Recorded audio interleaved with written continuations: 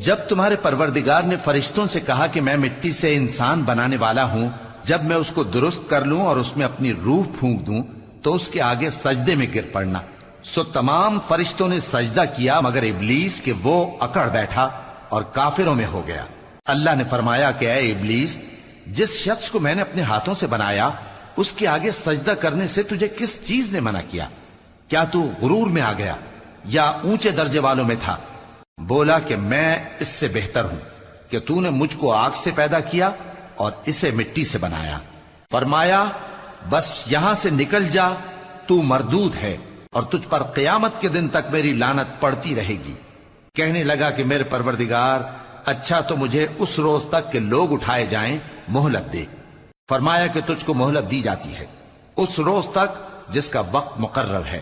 کہنے لگا کہ مجھے تیری عزت کی قسم، میں ان سب کو بہکاتا رہوں گا سوائے ان کے جو تیرے چنے ہوئے بندے ہیں۔ فرمایا ٹھیک ہے، اور میں ٹھیک ہی کہتا ہوں کہ میں تجھ سے اور جو ان میں سے تیری پیروی کریں گے سب سے جہنم کو بھر دوں گا۔